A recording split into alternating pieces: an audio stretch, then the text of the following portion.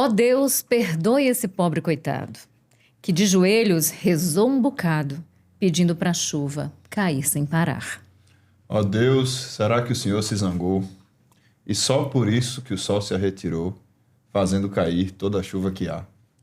Súplica cearense. Esse é um trecho, né, dessa poesia, uma música, um poema dos mais emblemáticos, que trata exatamente dessa questão dessa vida tão difícil da população sertaneja, da população do Nordeste, e que também acaba tratando da questão das mudanças climáticas, né? E aí se reza para cair um bocadinho d'água, se cai água demais, destrói a plantação e vem o desespero. Então, a gente vai falar um pouquinho disso, sobre essa questão das mudanças climáticas, dos objetivos do desenvolvimento sustentável e muito mais neste 4º episódio do Candeeiro Podcast.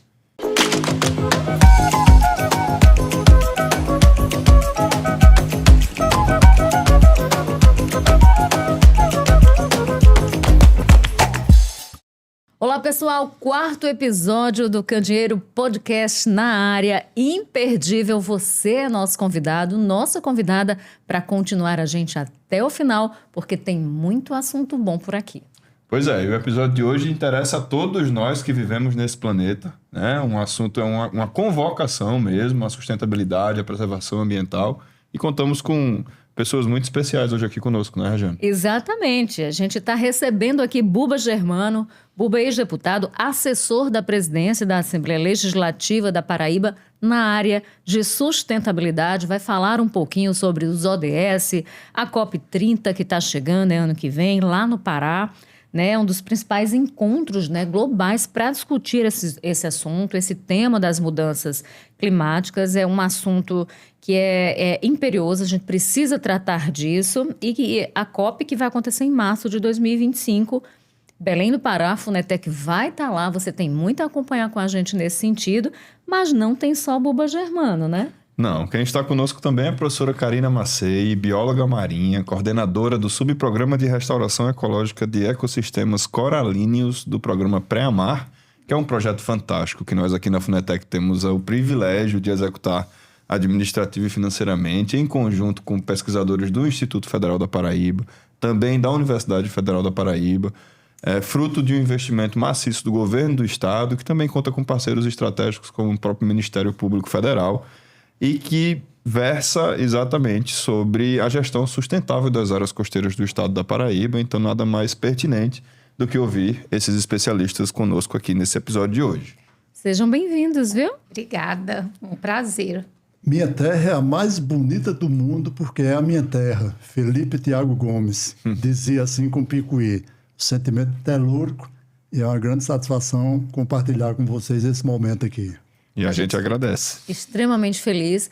Eu já falei lá no primeiro episódio, mas eu vou tocar nesse assunto de novo. Se você vir aqui o nosso cenário, né, você vai perceber que existem vários quadrinhos com os objetivos do desenvolvimento sustentável.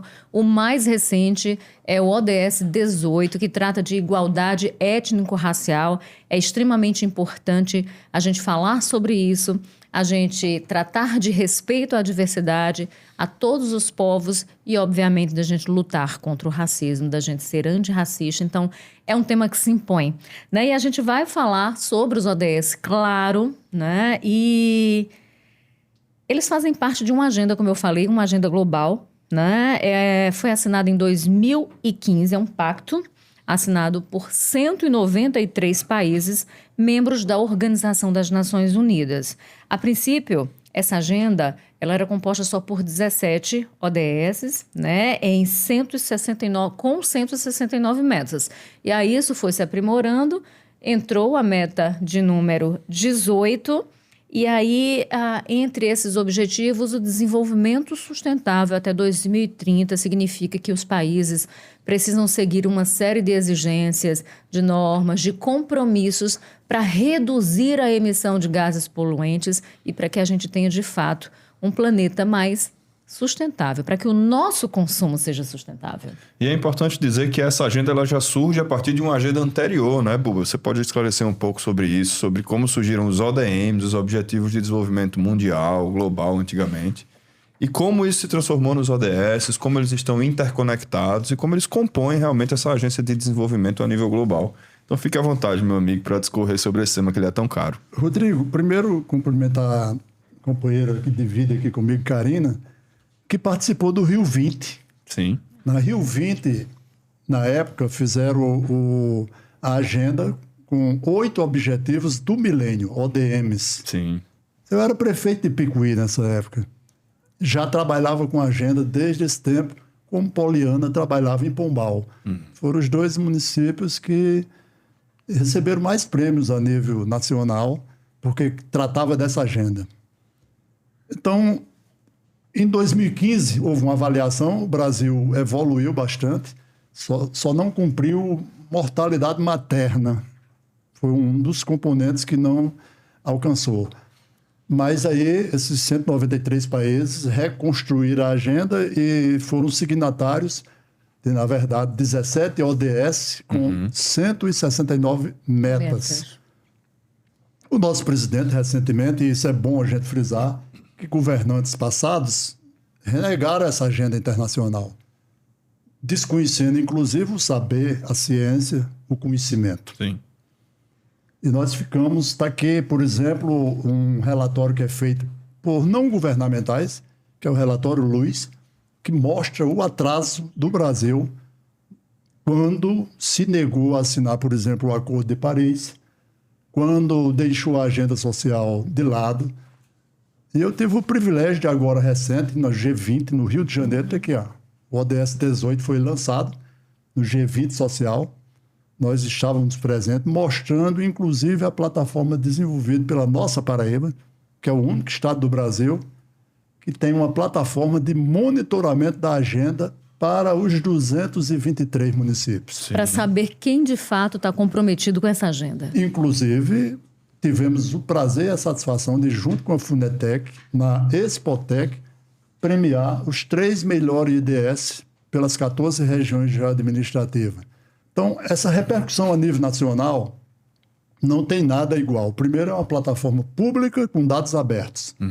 Diferentemente de Cidades Sustentáveis, que é uma não governamental de São Paulo, que tem seu mérito também, mas eles não territorializam, eles não chegam a todos os municípios como nós chegamos aqui na Paraíba. Então, para mim é uma satisfação. E, Rejane, a Paraíba acaba de ganhar agora no Rio, na Unale, um segundo prêmio. O primeiro foi a geração da plataforma. Foi eleita na área de gestão pública com 86% dos votos de um congresso de todas as assembleias do Brasil. E agora, recentemente, logo após o G20 social no Rio de Janeiro, ganhamos mais um prêmio agora de Rompendo o Ciclo da Violência contra a Mulher, que envolve o ODS 5 e agora o 18. Então, assim, nós estamos, coincidentemente, todas as 2 plataformas são desenvolvidas em parceria com a Universidade Federal, através do LEMA, Laboratório de Estudos e Modelagem Aplicada, que são nossos parceiros e que, com muito orgulho, apresentamos a nossa plataforma agora no Rio, e ela tem uma repercussão nacional. E nós temos uma tarefa. Sim. Temos uma tarefa e já fizemos isso. Inclusive, eu quero deixar claro aqui a importância que teve a Funetec em investir num trabalho de educação ambiental que fizemos exatamente com a prefeitura bem pequena da Paraíba, Nova Palmeira. O único município do Brasil que colocou no seu projeto político-pedagógico a inserção da agenda. Então, acho que estamos cumprindo a nossa tarefa, nos colocando à disposição, porque essa área, pouca gente sabe, Rejane, é a minha especialidade. Eu sou da área de recursos hídricos, com mestrado em manejo de solo e água, e trabalhei toda a minha vida profissional em convivência do homem com o campo. Então, estamos aqui à disposição. Conheci a companheira aqui, um ODS importantíssimo, que é esse do mar. O ODS 14, Vida na Água. Vida na água. Nós temos poucos indicadores. E, professora, fique tranquila, nós temos consciência. Só se cria indicadores através da ciência. Não tem outro caminho. É isso. E aí eu aproveito, pego carona no que você está dizendo, Buba, para trazer a professora Karina para essa conversa. É uma grande parceira, pesquisadora, coordena o projeto Pré-Amar, né? E a gente abriu, professora, o programa aqui falando dessa questão da seca e de repente vem água demais.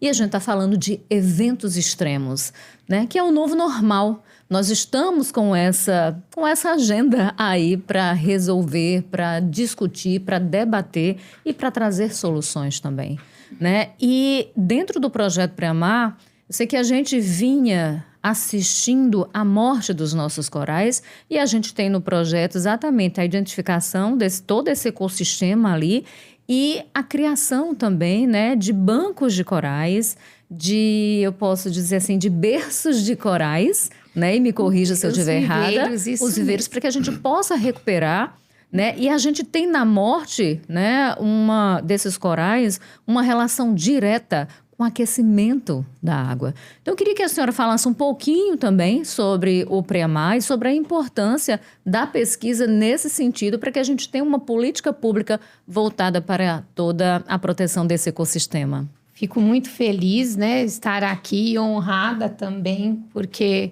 eu falo, nós temos aqui o homem, o Embrapa, e vamos falar um pouco, quem sabe, né, Embrapa-Mar. Se nós olharmos o nosso solo marinho da forma como hoje se cuida do solo terrestre, eu acho que nós vamos ter um oceano produtivo e saudável.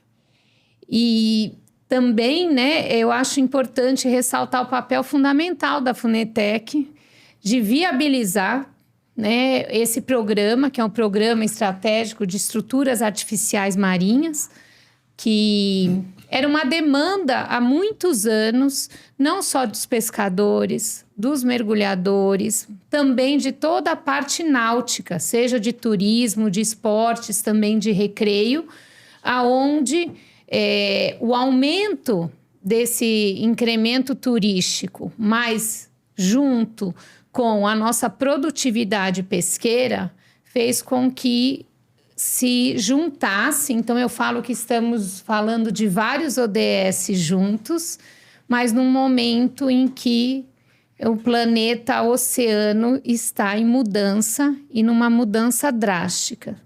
Não só pela Covid, porque o primeiro branqueamento massivo que nós tivemos dos corais, que é um animal, mas eu falo que é um animal geobiológico pela composição mineralógica e todo o bioindicador que ele nos dá, como um ser que mostra algo não está bem, e é um dos primeiros a mostrar esse branqueamento.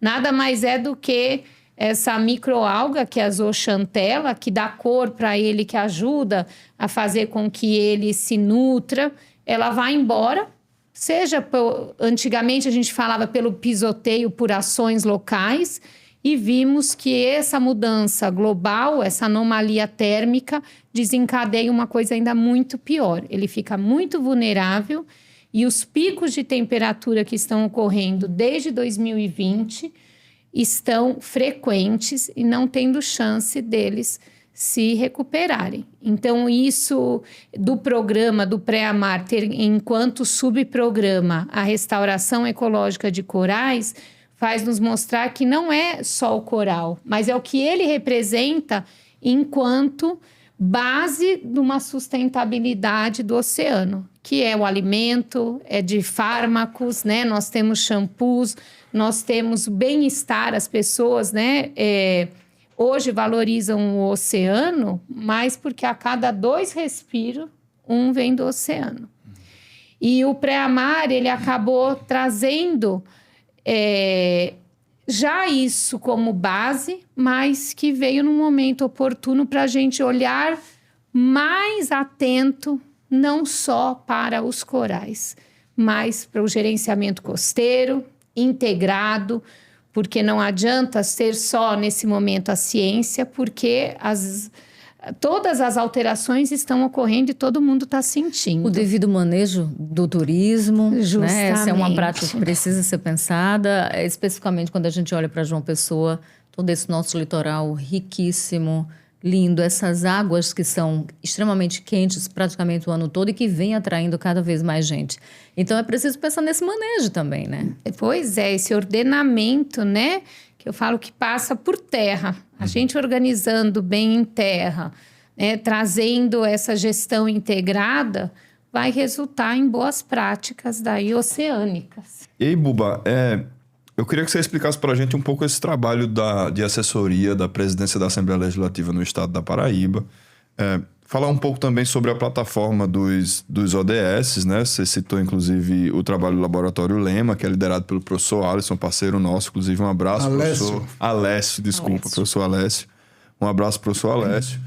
E também entender como é que essa agenda de disseminação e territorialização dos ODS no estado da Paraíba se conecta com o trabalho da própria Assembleia Legislativa, que é composta pelos representantes ao nível estadual. E aí, antes de você responder, Buba, no episódio passado nós falávamos de tecnologia e de inovação e dessa desconexão que a gente vê no Congresso com relação a esse tema, né, que é tão importante em face da necessidade do letramento digital. E aí, quando o Rodrigo traz essa pergunta, é extremamente importante, porque a gente tem um desenho aqui na Paraíba, me parece, a partir do seu trabalho com os ODS, de uma conexão, né, muito mais próxima, aí, viva, de fato, com a Assembleia, produzindo resultado. Olha, é uma satisfação, mas eu pediria permissão, antes de entrar na pergunta, para colaborar aqui, porque a professora tem toda a razão.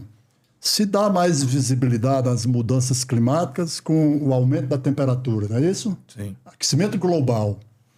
Esquece um pouco o que está acontecendo com as geleiras, com o levantamento do nível do mar e a temperatura das águas também. Isso é tudo interferência do homem. Não dá para a gente tapar o sol com uma peneira, né? Então, veja bem, as grandes potências mundiais não gostam muito de tocar, mas qual foi o consenso da COP29? 300 bilhões, um fundo ambiental para tratar desse tema, onde os países em desenvolvimento não gostaram, porque pleiteiam muito mais recursos, não é isso? É muito cômodo a China e os Estados Unidos acusar o nosso Brasil, por exemplo, porque eles são as maiores potências mundiais, mas são os maiores contribuintes para o aquecimento global. Uhum. Então, isso é importante a gente estar atento. Nós não podemos esperar mais por 15 anos para não tratar as mudanças climáticas como uma coisa que houve interferência do ser humano. Exato. Puxando aqui para o nosso interior, Rodrigo, eu sou de Picuí. Vocês não têm noção quantos anos o rio de Picuí botou água. O açude de Várzea Grande que foi feito lá, ele passou, acho que 15 anos que não enche. Nós temos quase 8 anos sem água na torneira em Picuí, porque esse açude não toma água. Interferência do homem nas bacias, no desmatamento das margens de rios, né? Então não dá para a gente querer se eximir da culpa disso aí. Portanto, esse é um tema importantíssimo, que é mundial. Nós não estamos inventando a roda, né? O mundo se preocupa todo. Mas vamos para a dificuldade que nós encontramos, Rejane. Não é fácil, num parlamento, a gente tratar de um tema de ciência e tecnologia.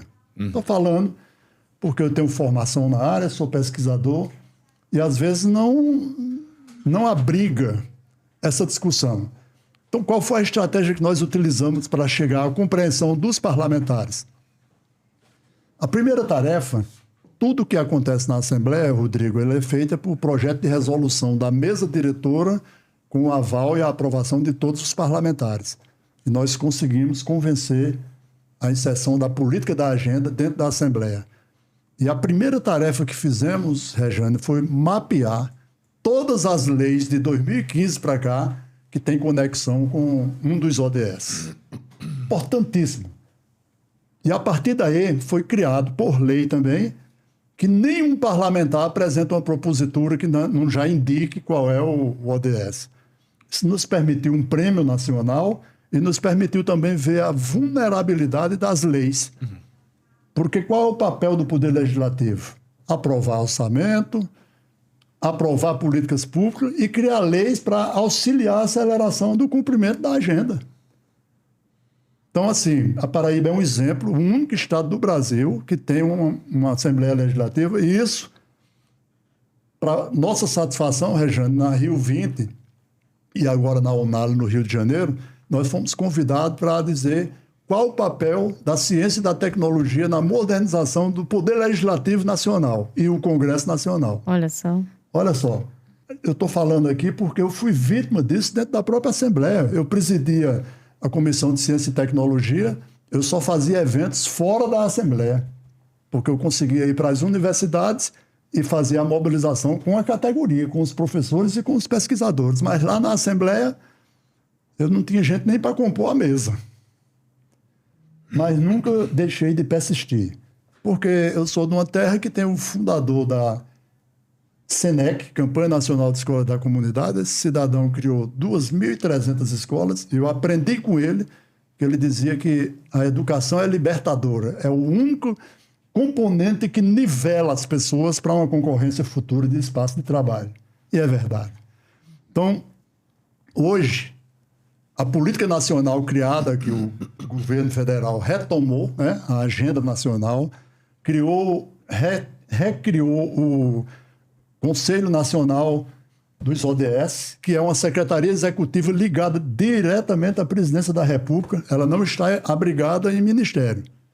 Ela tem vida própria com deliberação do próprio presidente da República. Ele não abriu mão disso. Porque ele avançou no tempo do projeto nacional Nós Podemos Brasil.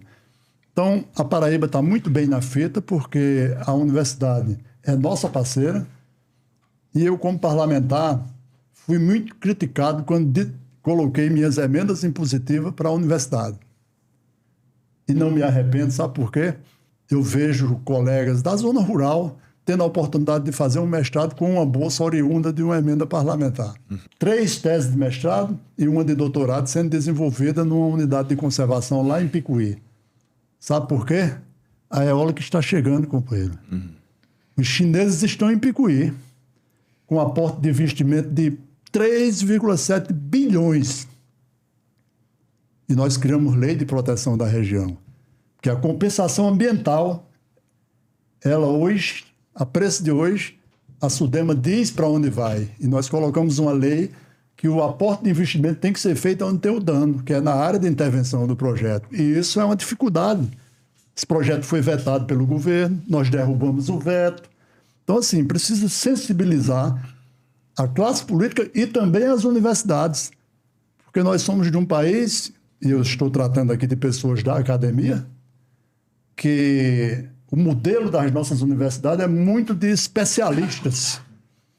Tem médico especialista da mão direita, do ombro esquerdo e por aí vai, né? Então, veja bem, você está desenvolvendo uma plataforma dessa aqui no Departamento de Economia, por exemplo, e quem está ao lado não sabe o que é que está sendo feito. Essa transversalidade da agenda, que é o termo correto, Sim. ela precisa ser entendida pelos pesquisadores e por todos, para que a gente não passe a pesquisar o nosso ego. Como pesquisador, eu vou pesquisar o que eu quero, o que eu tenho interesse. E a sociedade que bancou a nossa formatura. Buba, e a plataforma e a composição dos seus indicadores está disponível para toda a sociedade, né? Aberta e gratuitamente. É só acessar aí ODSPB e aí tem 147 indicadores com os 223 municípios. Atende os 223 municípios, toda com a metodologia da ONU, agrupada em 5 dimensões: pessoas, planeta, paz, prosperidade e parcerias. Parceria é o que nós estamos fazendo aqui. Aqui nós estamos com a universidade, com a fundação, com a Assembleia Legislativa. Perfeitamente. Certo? Então, é muito importante a gente avançar nisso. Precisa massificar, porque o maior papel dessa plataforma, Rodrigo, é oferecer aos gestores informações para tomadas de decisões, para implementar políticas públicas. Ou seja, dados, né? E você dados. não toma uma informação, Aliás, uma decisão que seja eficaz e eficiente se você, de fato, não tem dados. A gente fala no Vale do Silício e esquece que a nossa universidade tem um dos melhores cursos agora, que é Ciência de Dados, Sim. coordenado, inclusive, pelo professor Alessio, que não tem como você tomar decisões sem... Então, lamentavelmente, por exemplo, vocês são testemunha disso, nós fizemos a premiação e os prefeitos não sabiam que prêmio estava ganhando. Sim. Então, o que a gente precisa agora? respondendo a segunda parte da sua pergunta, o que é que a ONU chama de territorialização? Foi a parte mais vulnerável dos ODMs. Eles não conseguiam chegar aos municípios. Então, a ONU estabelece o quê? Indicadores para os países e cada país que faça seu dever de casa. A agenda ela é flexível para a gente criar o nosso sistema de monitoramento. Nós não podemos aceitar que um estado como as nossas universidades que nós temos, o status das nossas universidades, você chega em Campina Grande, Rejane, você vai ter curso de meteorologia, irrigação, manejo de solo e água, saneamento, drenagem, todas especialistas na área de mudanças climáticas. Agora, Buba, eu estou dando uma olhadinha aqui na plataforma odspb.secties, tá? A gente vai deixar aqui na telinha para você, .pb.gov.br. Mas se a gente jogar o ODSPB na plataforma de busca, é o primeiro link que aparece. E aí eu vejo aqui que a média por município, ela é de 49,90%, ou seja, quase 50%. Isso nos mostra que existe aí um caminho aí, né? É desafio, mas existe um caminho importante a trilhar para que a gente possa melhorar esses indicadores, mas também nos mostra que a gente não está tão ruim assim, ou seja, a gente está conseguindo caminhar e a partir desse número a gente consegue projetar saídas melhores, né? Verdade, nós temos municípios com melhor IDS de 0,68 ou 64, que é Olivedos. 64. 0,64, né? Porque o IDS foi um índice sintético. Veja o país que nós estamos. Nós passamos 12 anos, agora completou, para fazer um censo do IBGE e ainda não definir o IDH. Quer dizer, a gente passar 12 anos para saber se a população melhorou de vida. Isso é um absurdo. Numa globalização da ciência, esse IDS é um índice sintético de 147 indicadores. O índice de desenvolvimento são 3. Longevidade, renda e educação. Nós temos 147. Então, para nós que desenvolvemos, nós consideramos o IDS um dado muito mais atual e preciso, porque é inadmissível que a gente chegue, por exemplo, se fala muito no PIB, né? O homem do campo sabe o que é PIB. É só você saber traduzir para ele o que é que significa. As riquezas todas distribuídas e a gente passa, por exemplo, nós temos o PIB dos municípios de 2022. Então o IBGE precisa avançar, a IPEA, os órgãos de controle, porque não dá para a gente esperar para tomar uma decisão 12 anos depois para saber se o povo melhorou de vida. Sem dúvida, até para a gente ter um retrato mais fidedigno da realidade, para saber se as políticas públicas estão acertadas ou não. E a gente tem, Buba, gestões que, via de regra, elas são de 4 em 4 anos, elas duram 4 anos. Então, se a gente demora muito para entregar um resultado, a gente não sabe se o investimento feito durante a gestão, de fato, foi eficiente. Pronto, então, quais foram os nossos desafios, Rejane? Essa pergunta é importantíssima porque me dá a oportunidade de explicar uma coisa. Primeiro, decisões tomadas pela equipe técnica. Eu, apesar de falar a língua deles, porque sou pesquisador, mas eu deixei muito à vontade para não ter a interferência política. Não era Buba deputado, era Buba pesquisador que estava dirigindo uma emenda para conseguir isso aí. Algumas regras foram criadas. Só entra indicadores que contemplam acima de 95% dos municípios, para você dar uma condição de igualdade de comparação. Segundo, dados anuais. E cada vez que as fontes oficiais atualizam os indicadores em 50%, muda-se o ODS. Muda-se automaticamente. Fez um gatilho. Então, é uma coisa muito dinâmica, porque o que é que nós conseguimos? Pegar todas as metodologias mundiais e chegar a um meio termo para fazer os ajustes. Porque, para mim, que sou municipalista e fui presidente da FAMURB e prefeito, será que é proibido eu falar da agenda internacional em Picuí? Claro que não. Porque o pessoal precisa desmistificar uma coisa, Rejane. Qualquer assunto que a gente puxar aqui, a gente enquadra num ODS, porque é a vida do cidadão no dia a dia. Sem dúvida. Eu saí aqui, o trânsito, eu não aguento esse trânsito, a mobilidade urbana. Então, essa forma de classificar as leis alinhadas aos ODS precisa de sensibilidade na transversalidade. Isso é uma palavra muito usada, inclusive interdisciplinaridade e transversalidade. Então, assim, acho que a Paraíba dá um exemplo importante e eu queria ressaltar uma coisa, a sensibilidade do presidente Adriano, que foi vereador, prefeito, presidente da Assembleia. Porque sem o gestor dar o comando, quando eu era prefeito, que dava... É o que as pessoas falam de vontade política. Pronto, é vontade política. E outra coisa importante que eu quero deixar claro aqui, desmistificar uma coisa. A forma de prêmio do IDS, nós fizemos de forma regional. Sabe por quê, Regiane? Porque não é justo comparar a região que eu moro, que contribui com 1,5% do PIB da Paraíba, com João Pessoa, que é 46% do PIB da Paraíba. Então, se concorreu entre regiões. Agora, tem um dado importantíssimo, que isso incomoda alguns gestores. Não é o financeiro que faz o social. Os piores indicadores sociais da Paraíba estão aqui no entorno de João Pessoa. Onde existe mais dinheiro. Onde existe mais dinheiro. E onde existe menos, que é Picuí, tem os melhores indicadores de educação do estado da Paraíba. Então, algo está errado. Mostra claramente que é a vontade de querer fazer. Então, a plataforma tem esse viés. Eu já enfrentei isso, inclusive na Expotec. O que a Assembleia está fazendo aqui? Ora, quem aprova o orçamento do Estado? A Assembleia Legislativa. Quem faz emenda no orçamento do Estado? A Assembleia Legislativa. O Poder Executivo, ele tem a competência de vetar e a gente tem também a competência de derrubar o veto. Agora, você está trazendo uma série de indicadores para a gente, né? E aí, eu queria também entender os indicadores do Preamar, né? Porque a gente está falando de recuperação, né? Dessa vida ali, né? Marinha, dos corais e tudo mais. Mas eu sei que o Preamar fez uma série de estudos, mapeamento do solo, identificação, né? Desse solo, das correntes marinhas, enfim. Que diagnóstico a gente tem, ou seja, que dados o Preamar já nos trouxe?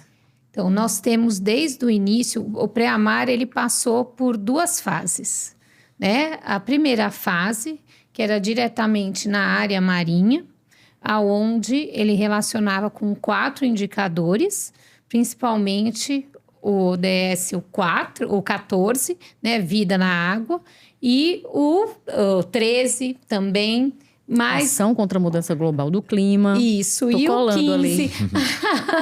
Vida terrestre. Isso mesmo.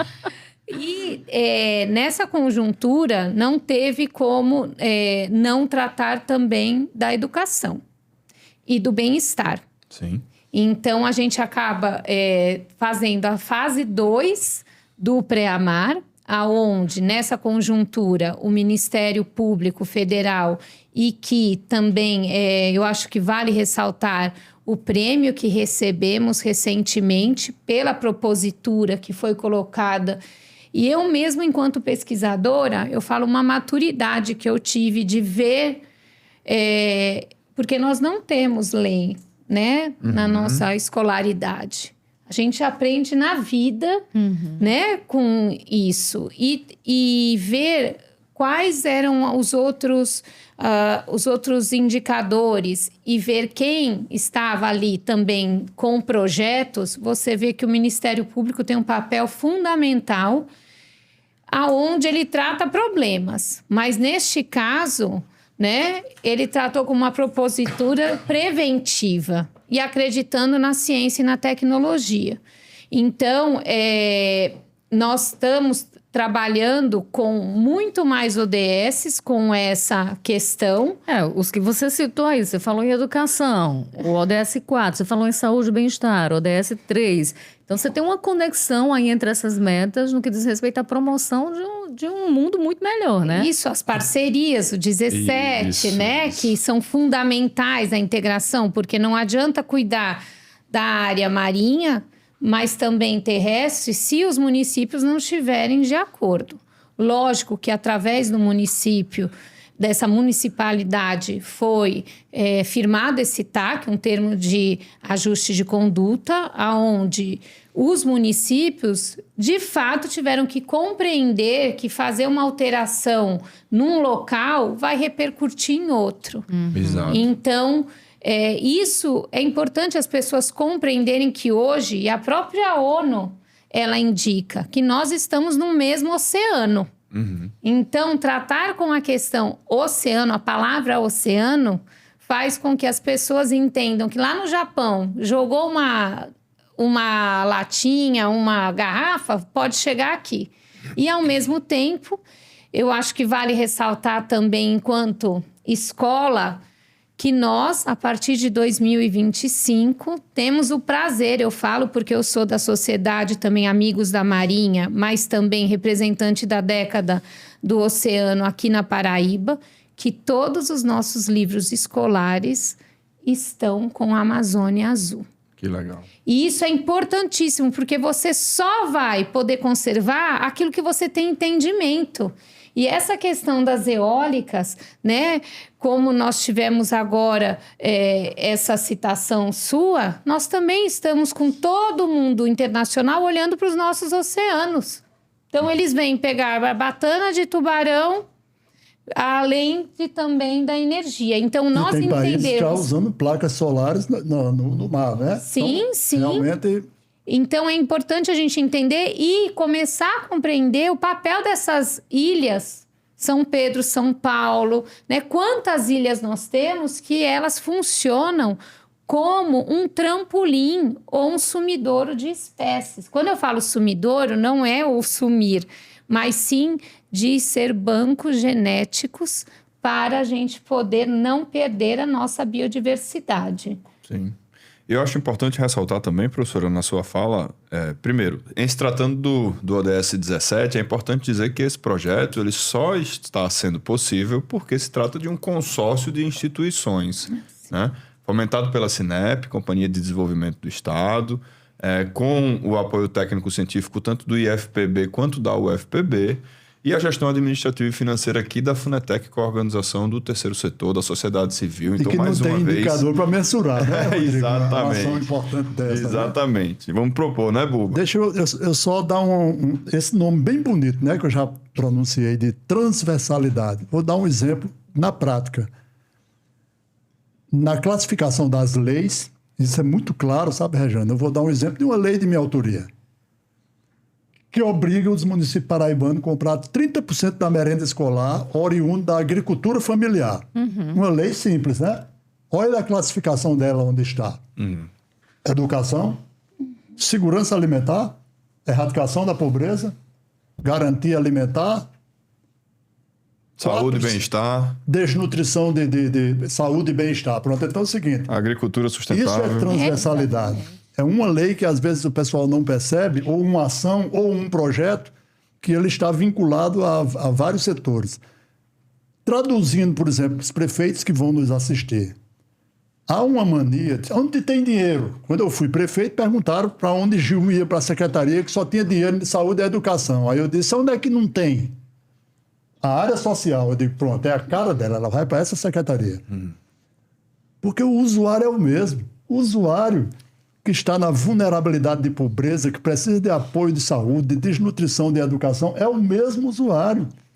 Então, precisa que as instituições tenham esse olhar da transversalidade para que a gente potencialize as universidades saírem dos muros e ir para a sociedade.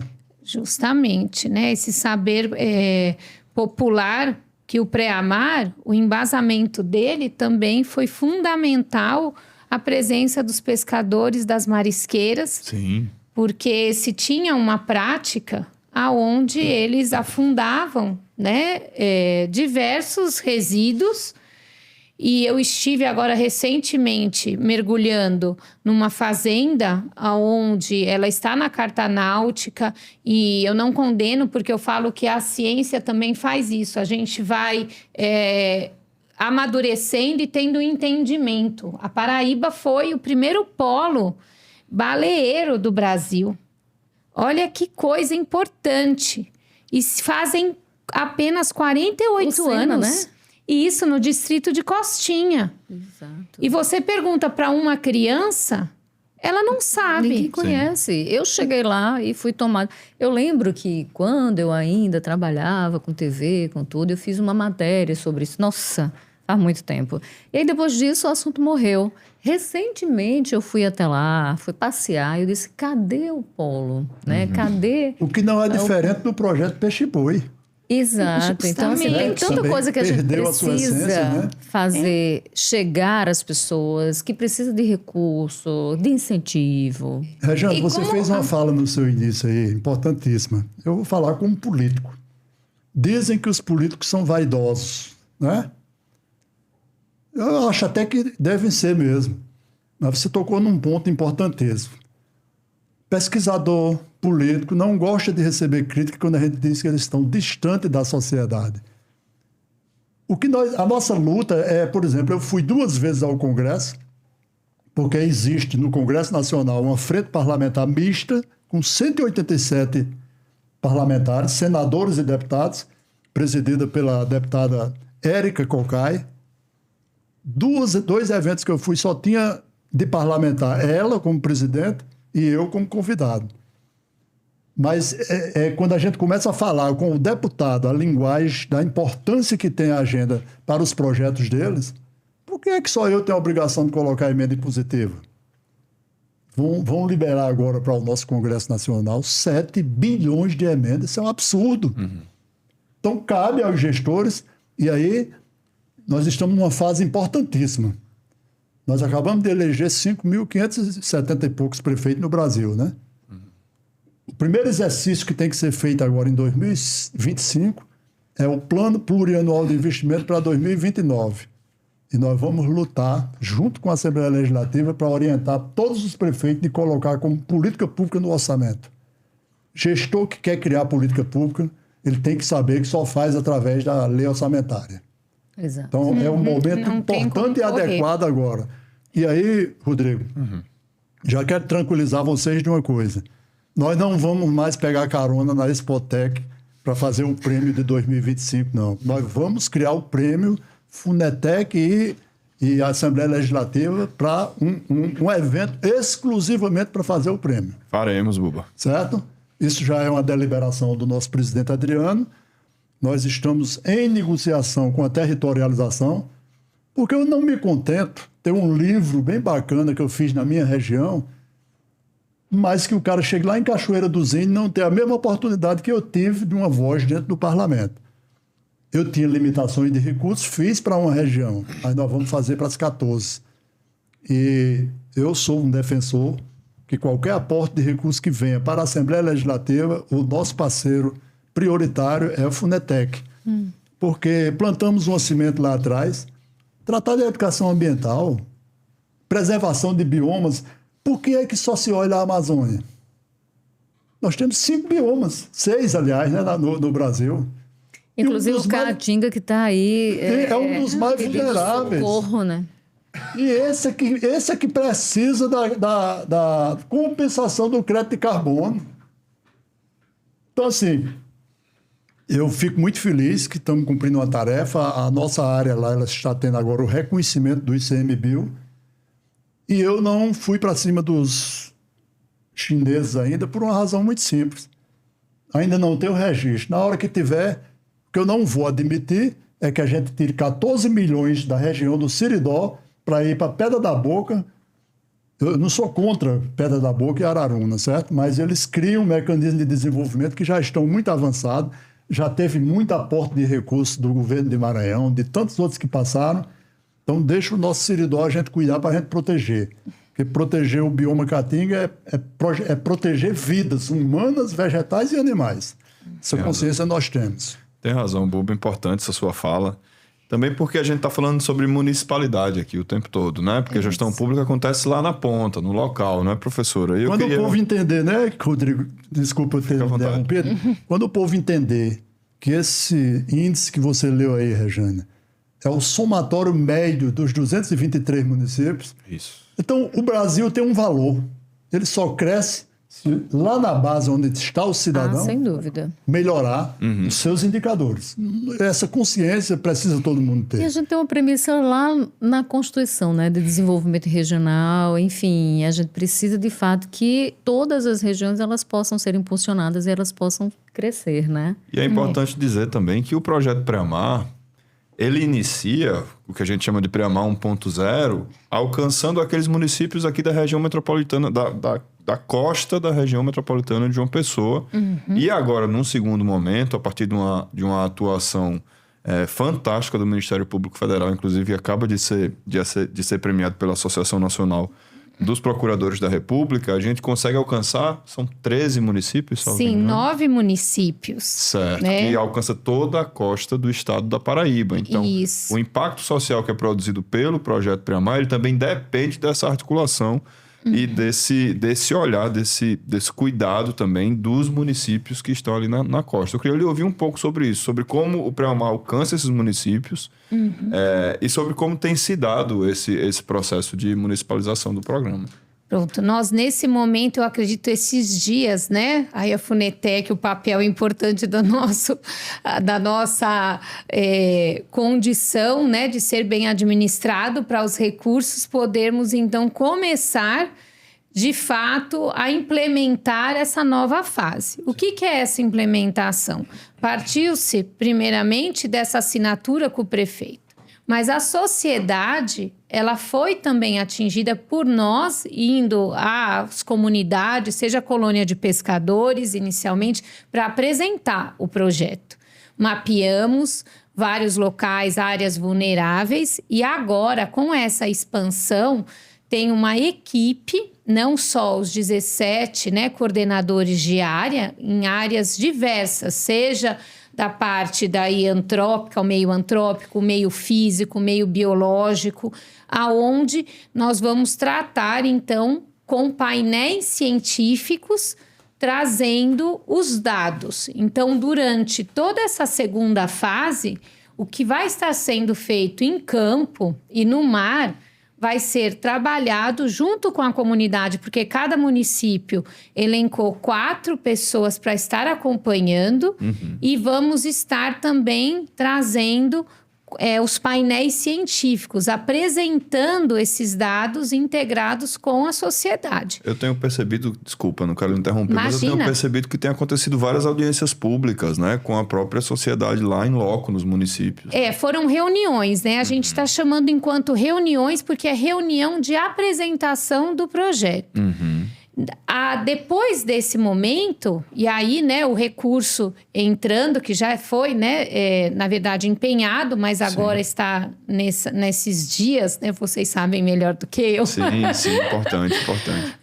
Mas nós teremos oficinas de construções. Então, a parte turística, nós temos um incremento de embarcações, de motos aquáticas, de várias outras possibilidades, como a pesca profissional, que ela não é tratada. E nós sabemos o que rende fora do Brasil. Sim. E aqui são feitos por 1 ou 2 indivíduos. Então, existe também esse olhar para o mar, mas também para se tratar em terra. E quando a gente está falando dessas oficinas, não é só com a comunidade, mas também com os gestores. Como foi bem dito, o entendimento do que é o programa e da importância em que nós estamos tendo, enquanto Pré-Amar e todos os parceiros, de ser uma vitrine para o mundo. De fato, eu acredito muito nisso, de podermos mostrar que a ciência integrada com a gestão, ela traz resultados efetivos. Professora, bem no início, a senhora falava da relação entre os ODS e do impacto das ações, que uma coisinha feita aqui acaba impactando bastante em outra lá na ponta. E aí eu não tenho como deixar de perguntar a respeito desse projeto de engorda, que vem sendo discutido hoje em João Pessoa, mas não só em João Pessoa, também se fala de engorda na Baía da Traição, que é um lugar onde se fala muito que o mar avança e há controvérsias, porque há pesquisadores que dizem que, na verdade, é a areia que vai embora e o mar só toma o lugar da areia que não está mais, enfim. Mas eu queria que a senhora me falasse um pouquinho sobre isso, porque a gente tem todo esse estudo, todo o Pré-Amar, pegando o litoral paraibano. Em que medida um projeto como esse interfere nesse ecossistema e qual o impacto disso? Estudos falam muito em vários estudos de viabilidade. Até onde eles são seguros? Infelizmente, a Paraíba não tem dados pretéritos, são dados pontuais, aonde as universidades desenvolviam, mas não teve um programa quando comparado com alguns outros estados, como Pernambuco, né, que nós tivemos daí, está na nossa equipe também, o pessoal da UFPE para nos dar esse suporte, que é importantíssimo, porque eles tiveram experiências exitosas, né? E então a gente não está inventando a roda, mas a gente precisa entender qual terreno, qual sedimento e como se dá essa variação. Hoje nós temos estudos de satélites, tem modelagens que é possível através de você ver dados de 60 anos, como é que se portou, a linha de costa. Então, nós temos a SPU junto, que é importantíssimo, né? Porque a nossa lei é dos anos 80. Superintendência da União. Isso, que é terreno de marinha.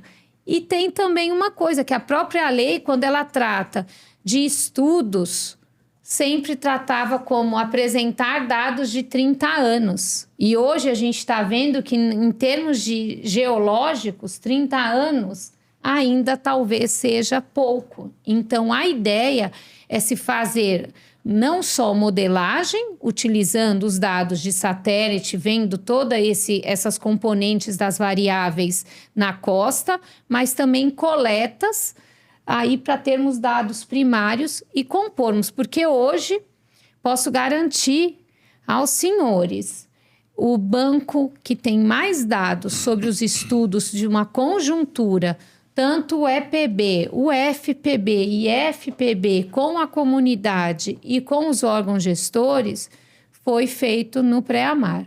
É a primeira vez que se integrou esse banco de dados. Então, até mesmo para a gente poder falar que essas estruturas que forem implementadas, vai haver o incremento da pesca? Se você não sabe o quanto que pescava ou quanto que tinha, como é que sabe que se resultou? Então, esse trabalho de campo também, de perguntar o quanto que está vindo hoje na pesca e esse monitoramento posterior à inserção dessas estruturas, ela é de extrema relevância. E uma outra coisa que eu acho importante ressaltar para as pessoas entenderem, o Pré-Amar, o que ele vai é entregar aos gestores as áreas mais vulneráveis e as medidas possíveis de serem aplicadas naquele lugar. Sim. Então, como Rejane colocou, né, o que aconteceu foi que logo depois que o Pré-Amar foi lançado, houve essa situação de João Pessoa da engorda. E eu mesma tive que responder para vários jornalistas que não era o Pré-Amar que estava promovendo isso. Muito pelo contrário, a gente tem que ter dados e aí nós estamos sim hoje com uma atenção voltada para a Baía da Traição, pela questão, né, emergencial, embora a gente saiba que isso tem sido assim, decorrente de muitos anos, porque aquela praça de futebol, tudo sempre constrói e cai.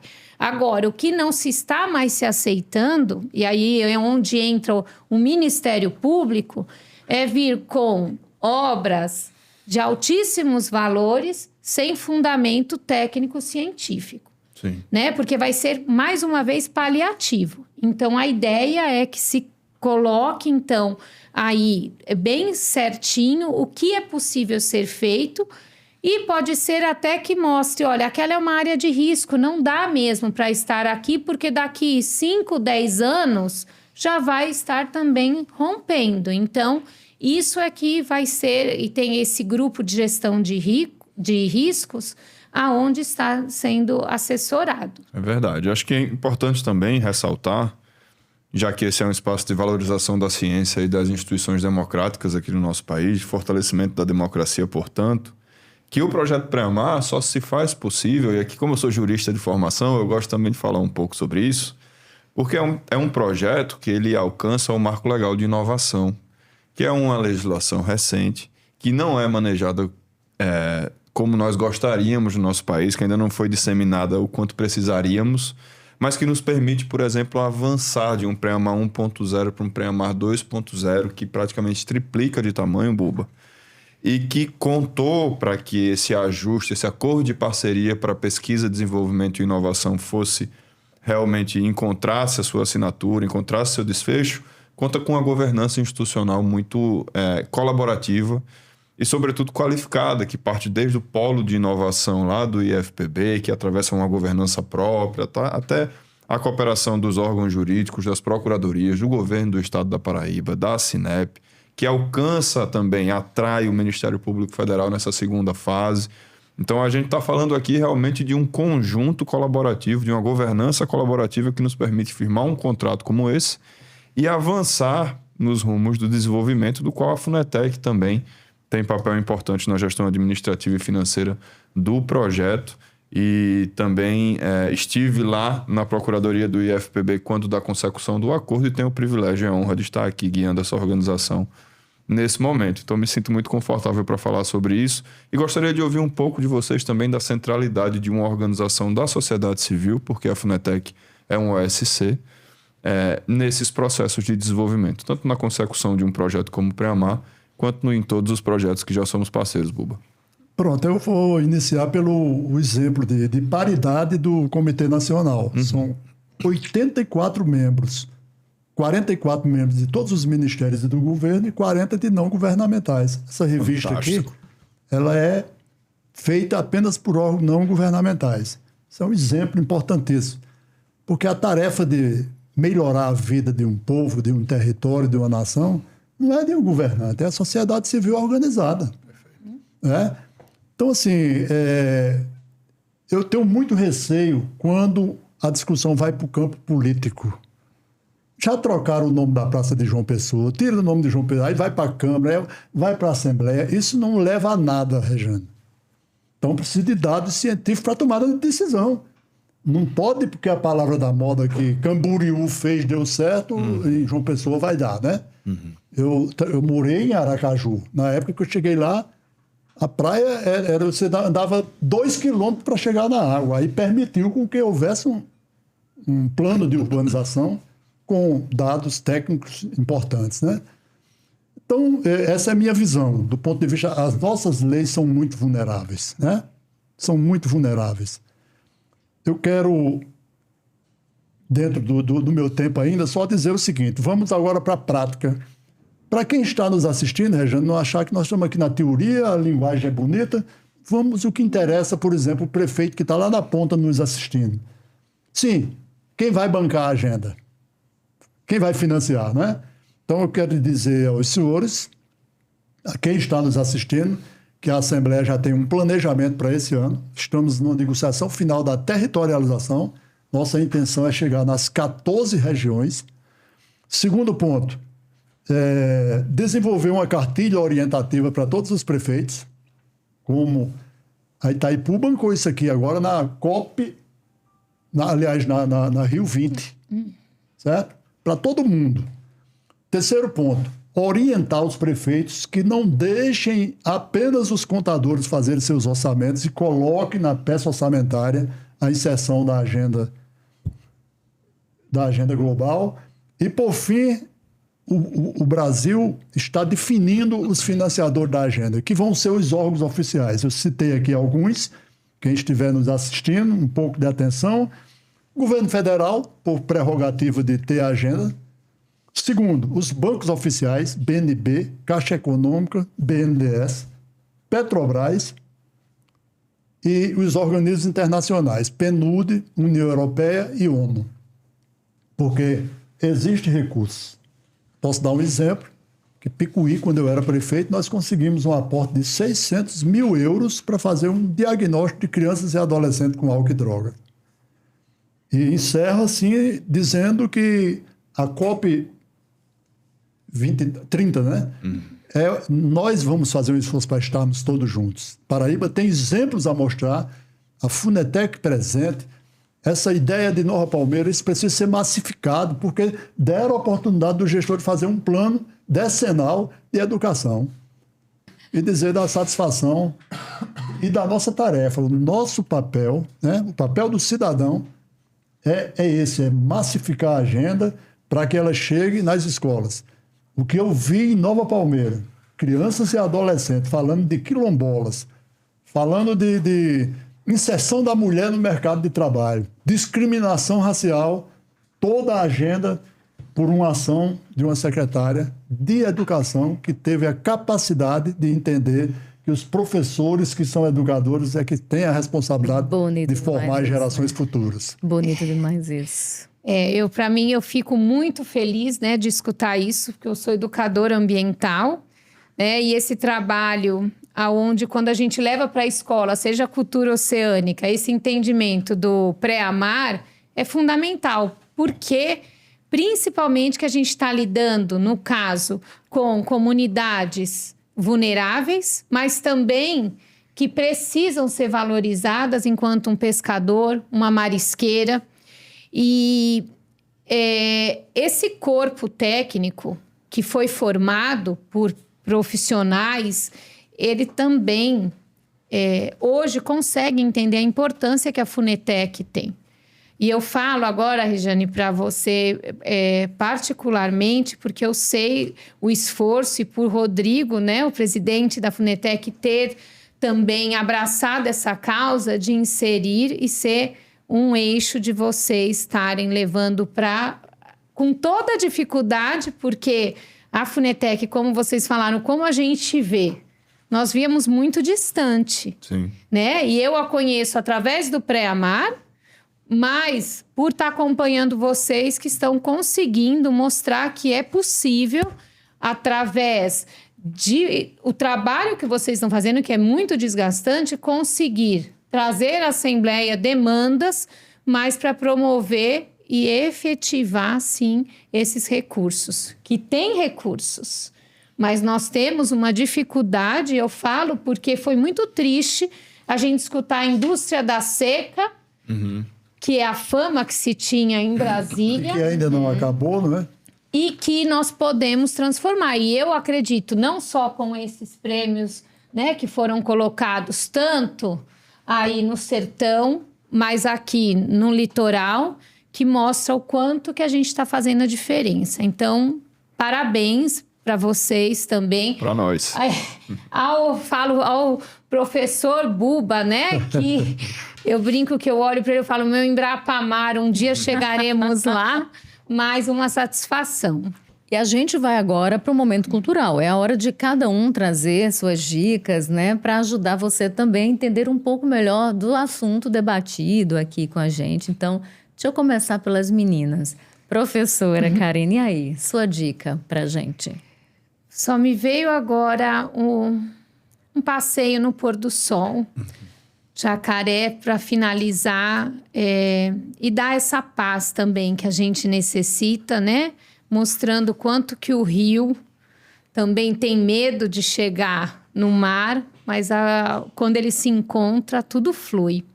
Então, eu acho que deixar de ser só um ponto turístico, mas de contemplação para a própria sociedade paraibana é importante. Então, eu acho que é uma paisagem lá que traduz um pouco desse entardecer e da paz que a gente precisa ter, né? Que bonito. Buba. Olha, isso aí eu vou fazer com muita satisfação.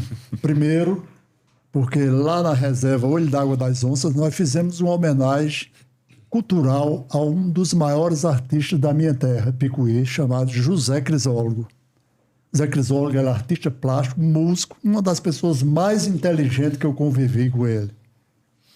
Ele faleceu há anos atrás e nós criamos o Museu da Caatinga e a inauguração foi feita em homenagem a José Crisólogo, para que a gente resgate a história da nossa Caatinga, tanto do ponto de vista cultural como do ponto de vista científico. Né? Hoje, o plano de manejo da reserva ele é feito todo através da ciência, através do doutorado de Ecologia e Conservação da UEPB. Então, lá você vai ver trabalhos de Zé Crisólogo, que ele é natural de Picuí, e vai ver também um museu da Caatinga com todos os utensílios que fazem parte da nossa história. Inclusive, 3 livros de um tio meu, chamado Antônio Henriques Neto, dessa área de... Ele era um ambientalista sem formação. Sim. E a linha que ele escrevia era de preservação exatamente da nossa natureza, na linguagem matuta e também numa linguagem literária. Então, acho que é importante demais esse podcast a gente dizer as potencialidades culturais. E, por falar nisso, uma das cidades mais importantes de cultura da nossa região é exatamente Nova Palmeira. Eles preservam muito isso lá, viu? Então, fizeram, inclusive, apresentações lá do evento de crianças com músicas e etc. Então, satisfação grande participar desse momento. Marilac, essa homenagem eu tinha que fazer ao saudoso Zé Crisólogo. Que maravilha, Buba. Dizer que também para nós é um privilégio estar aqui, porque eu considero você um guardião da natureza do nosso tempo. E como convidar a comunidade paraibana a conhecer a Reserva Olho d'Água da Onça, a conhecer o Museu da Caatinga também, porque tem muita história, tanto pretérita quanto a se construir a partir daquele território. Então, muito obrigado por estar aqui hoje. E homenagem a você para fazer justiça à importância do IF da minha terra, que é parceiro na área de educação ambiental. É isso aí. Bom, a minha dica de hoje vai ser um livro, Rejane. É um livro cujo título poderia ser também o título desse podcast. Chama Ideias para Adiar o Fim do Mundo. É um livro escrito por Ailton Krenak, uma liderança indígena no nosso país, e que trata exatamente da centralidade dos saberes ancestrais da natureza num futuro que se aproxima, né? Enquanto ferramenta para o futuro melhor, para o futuro de desenvolvimento. É um livrinho curto, que a gente lê em um suspiro, mas que nos impacta profundamente. Toda a obra de Ailton Krenak, mas em especial o Ideias para Adiar o Fim do Mundo, da editora Companhia das Letras. Que bacana, muito show.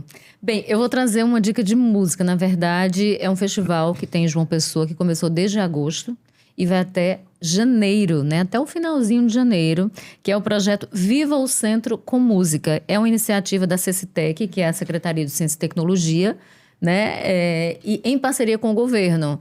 Então, no Centro Histórico de João Pessoa, o Centro Cultural São Francisco, tem sempre uma apresentação cultural com várias músicas, que vai da música clássica ao jazz, ao blues, por exemplo, né? Então, assim, é uma dica muito boa. Geralmente dizem que as pessoas consomem músicas ruins, mas tem aí música boa, de qualidade e gratuita para as pessoas que moram na cidade e para as pessoas que visitam. Então, a dica é essa. Viva o Centro com Música, um projeto lindo de João Pessoa que você tem até o final de janeiro. Então, se está vindo para cá também passar férias, aproveita e conheça um pouquinho da música boa, da música clássica. É isso. Maravilha. Professora Karina, Buba, que prazer imenso recebê-los aqui. Que episódio fantástico, rico, né? Fantástico, Inspirador. né? Que eu espero que traga muita luz a quem nos acompanha também. Quero dizer que nós, da Funetec, temos o maior prazer, né? E é nosso compromisso trabalhar com vocês e pelo desenvolvimento de uma Paraíba mais justa, mais igualitária. Nós estamos desenvolvendo não só o projeto lá de Nova Palmeira, com relação aos ODS, mas a gente tem projetos para mulheres quilombola, né, para marisqueiras. Então, a gente vem trabalhando também nessa perspectiva, porque entende que desenvolvimento e crescimento precisam andar juntos e a gente precisa investir nas pessoas e nas boas ideias. Então, muito obrigada pela presença de vocês. Você que nos acompanhou, se ainda não segue, siga a gente, tá? Acompanhe cada episódio, porque, de fato, a gente produz com muito carinho para você aqui do Candeeiro Podcast. Você pode nos seguir na nossa rede social, no Instagram, @Funetec, seguir a gente no YouTube e acompanhar tudo que a gente coloca por lá, porque também a gente produz muitos outros conteúdos, e acompanhar a gente também nas plataformas aí de áudio, né, Rodrigo? Sim, Spotify, estamos lá, tá? Queria agradecer também a presença dos nossos convidados. Foi uma honra estar com vocês nessa tarde, num assunto que nos é muito caro. Dizer que a Funetec estará sempre à disposição para alavancar projetos que enxerguem a preservação ambiental como centro da nossa continuidade enquanto espécie. E muito obrigado mais uma vez, estaremos juntos. E para vocês que estão conosco, acompanhem este e os próximos e também os anteriores episódios do podcast Candeeiro. É isso aí. Beijo e até o próximo episódio.